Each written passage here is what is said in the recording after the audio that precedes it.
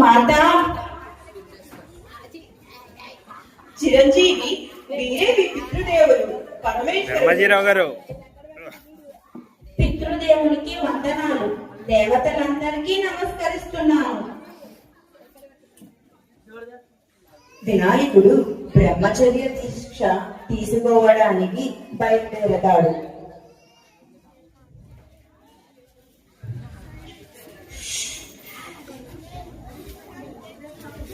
దీక్షకు భగ్నం చేయడానికి మూషికాసురుడు తన అనుచరుల మాయ చేత అనేక విధములుగా ప్రయత్నించిన సర్పరాజు కుమారులు వారిని అడ్డగించారు. కొన్ని సంవత్సరాల కఠోర దీక్ష కొనసాగిస్తూ వినాయకుడు ధ్యాన నిమగ్నమై ఉన్నాడు. గణేశుని కఠోర దీక్ష పూర్తయిన తరువాత జగన్మాత ఆయన దీక్షకు ప్రసన్నమై ఆయన వద్ద ప్రత్యక్ష నీ దీక్ష నిర్విఘ్నమైనది. అరిషడ్వర్గాలను జయించి జితేంద్రుడవైనావు. నీ తపస్సు చేత సిద్ధిని, సిద్ధి చేత బుద్ధిని సాధించావు. వారిని స్వీకరించు. తన దీక్షకు సహకరించిన సర్పరాజు వినాయకుడిని వరం కోరగా, నా దీక్షకు మీరు చేసిన సహాయానికి కటిసూత్రంగా, చేతులకు ఆభరణాలుగా మీ సర్పాలను ధరిస్తానని వరమిస్తాడు గణేశుడు. దీక్ష పూర్తి చేసుకున్న గణేశుడు కైలాసానికి పయనమవుతాడు. శివపార్వతులు సభలో కూర్చుని ఉండగా గణేశుడు శివపార్వతుల వద్దకు వెళతాడు.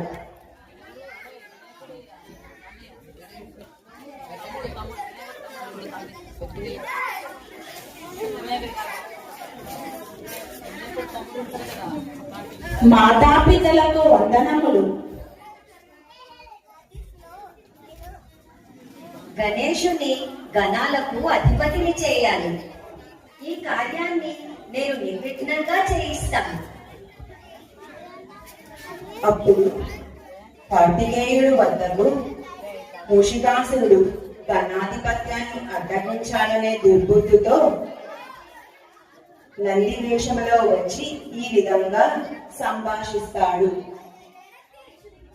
నంది, సన్నాహాలు అన్ని ఎలా జరుగుతున్నాయి? ఆహా, సన్నాహాలు అన్నీ బాగా జరుగుతున్నాయి. కానీ మా గణాలు ఎవరికి ఇది జరగడం ఇష్టం లేదు. ఎందుకు? మహావీరులైన మీరు ఉండగా గజానునికి గణాధిపత్యం ఇవ్వడం శివగణాలలో ఎవరికీ సంతృప్తిగా లేదు. అన్నగారు మాత్రం వీరుడు కారా? ఆహా, వీరులే కాదని కాదు. కానీ మాకున్న శరీర రాఘవం, రాజసం, నాయకత్వ లక్షణాలు వారికి లేవు.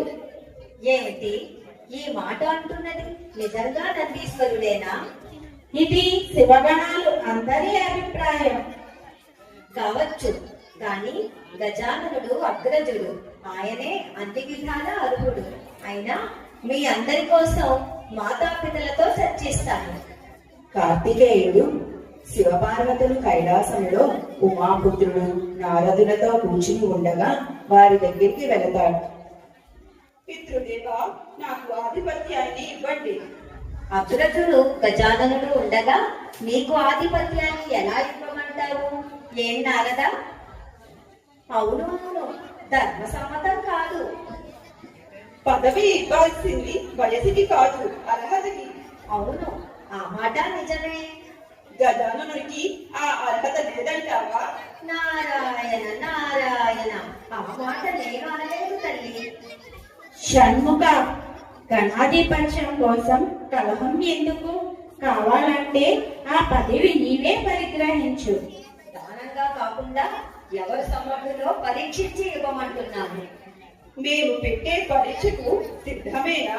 అయితే మీలో ఎవరు ముమ్మారు విశ్వ ప్రదక్షిణం చేసి ముందుగా వస్తారో వారే ఆధిపత్యానికి అర్హులు. పార్వతీదేవి చెప్పగానే కార్తికేయుడు వెంటనే అక్కడి నుంచి నెమలి వాహనంపై వెళ్ళిపోతాడు.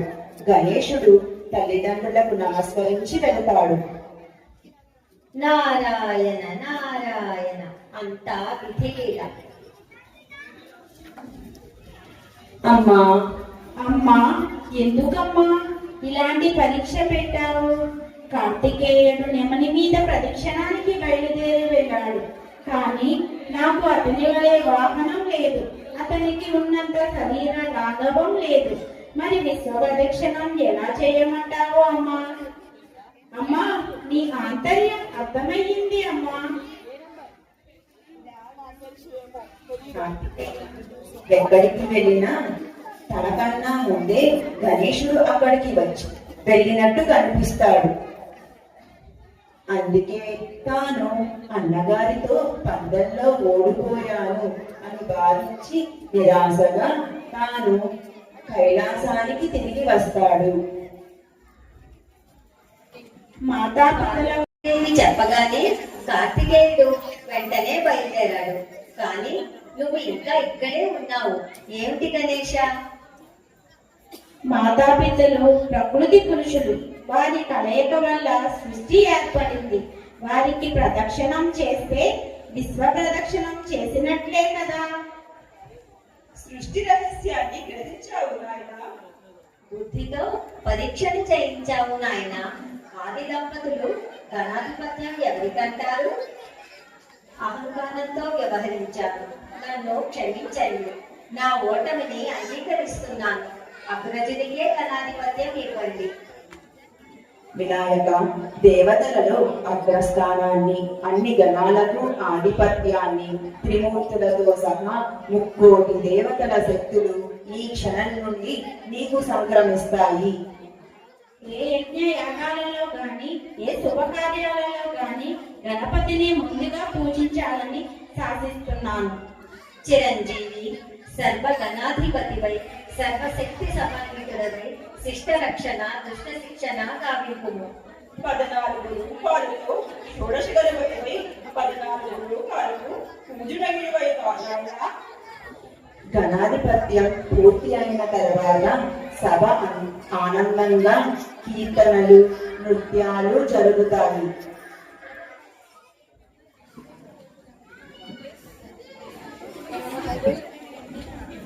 ఆ కోలాహలాన్ని చూసిన గణపతి ఆనందంతో తాను కూడా వారితో కలిసి నృత్యం చెయ్యాలి అని అనుకుంటాడు.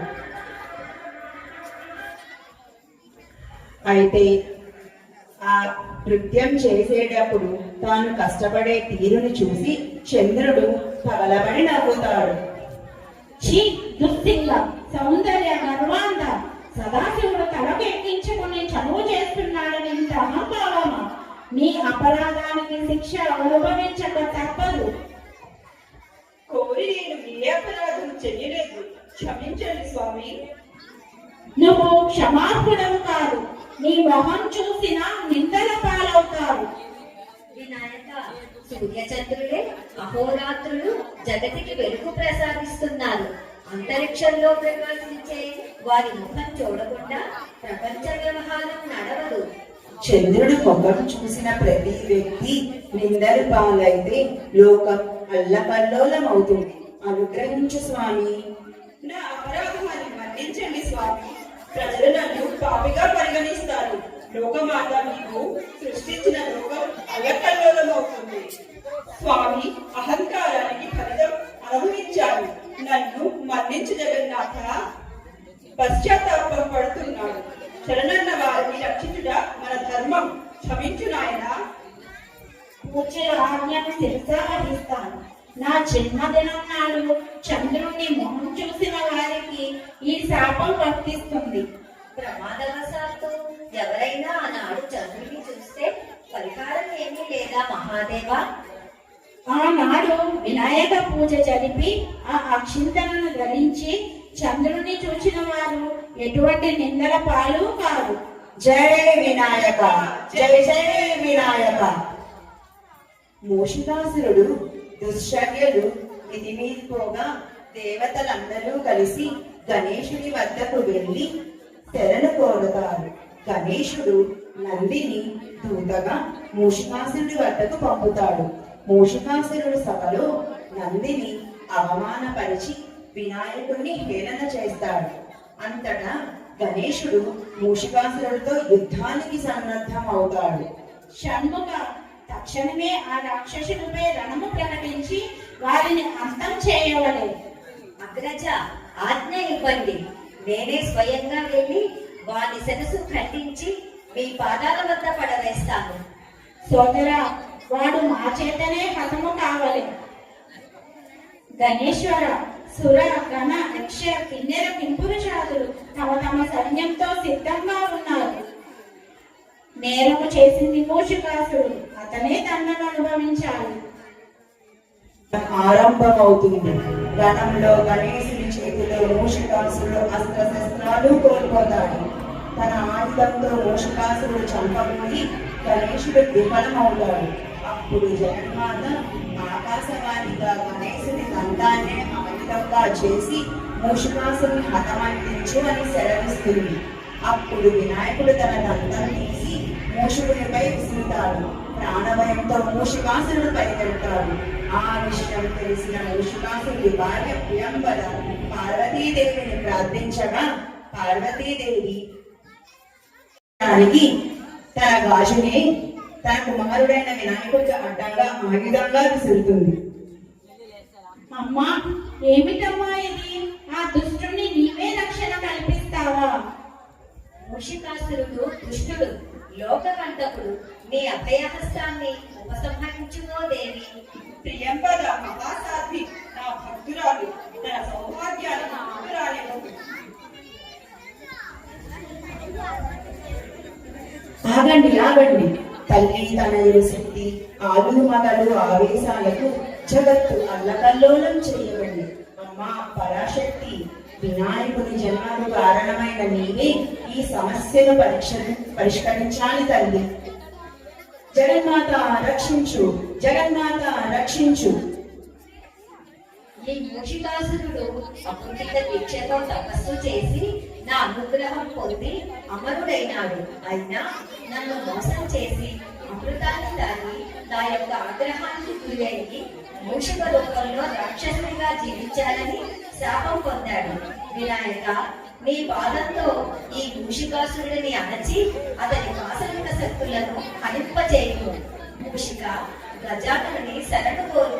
కారుణ్య సదన, నా అజ్ఞాన అహంకారమును అంతరింపచేసి నీ పాదపద్మమును చెంత చోటు ప్రసాదించు దయామయ. పశ్చాత్తాపూర్వమైన నిన్ను క్షమిస్తున్నాను. నేటి నుండి నీవు మాకు వాహనమై మాతో పాటు సర్వజనులకు ఆరాధనీయుడము అవుతావు. తథాస్తు గణేశ్వర. నేటి నుండి నేనే నీవు, నీవే నేను. అందరికీ వినాయక చవితి శుభాకాంక్షలు.